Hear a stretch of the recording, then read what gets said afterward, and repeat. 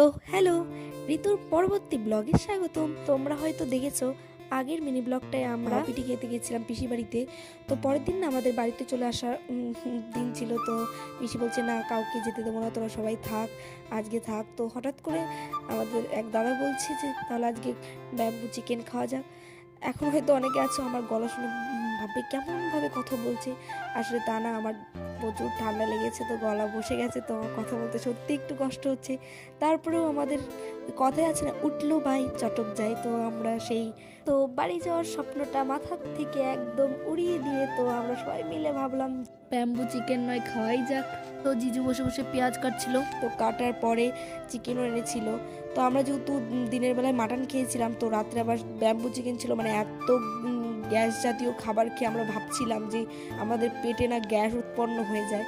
তো তারপরেও যাই করে আর চিকেন আনা হলো। চিকেন অনেক মশলা দিয়ে চিকেনটা ভালো করে ম্যারিনেট করা হলো, একটু লেবু দেওয়া হলো। তো দেওয়ার পর আমি বলছিলাম যে আমাকে একটু ক্যামেরাতে নে। তো দাদা বললো দে ফোনটা, আমি একটু ধরি, তাহলে তো তুই ক্যামেরাতে আসতে পারি। তো তখন আমি রসুন ছুলছিলাম, তো আমাকেও ক্যামেরাতে নিল।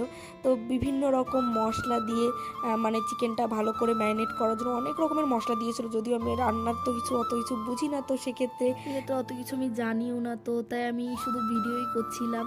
তো সেখানে দিদি, জিজু, দাদারা সবাই মিলে জিনিসটা একসঙ্গেই করছিল। ওরাও বললো যে দেখ, শুধু ভিডিও করা না, দেখে দেখে শিখে ওরা কীভাবে রান্না করতে হয়।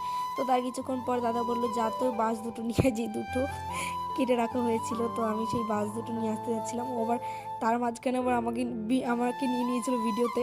তো তারপরে সেই ম্যারিনেট করা চিকেনগুলো সেই বাঁশের মধ্যে ভালো করে ঢোকানোর পর সেটা কলা পাতা দিয়ে মুখটা আটকে দিয়েছিল। তারপরে আবার যে আটা আছে সেই আটাটাও দিয়ে মুখটা পুরোপুরি আটকে দিয়েছিল। তো বাঁশগুলোকে পোড়ানোর জন্য প্রথমে ইট বিছিয়ে নিয়ে সেখানে পোড়াবে বলে সেই ব্যবস্থা করে রেখেছিল। তো সেখানে বসে আমার জিজু বসে বসে পোড়াচ্ছিল বাঁশগুলোকে, তো সাথে দাদাও ছিল। তো আমরা ভাবছিলাম একটু সাথে কোল্ড ড্রিঙ্কস হলে তো ভালোই হতো। তো তাই দিদি আবার কোল্ড ড্রিঙ্কস দিচ্ছিল। ও আবার ক্যামেরার সামনে আসার জন্য লজ্জা পাচ্ছিল। আর এমনি তো প্রচুর ঠান্ডা পড়েছিল, তো তার জন্য সবাই মানে আমরা চাদর দিয়ে মুখ আর মাথা ঢেকে বসেছিলাম।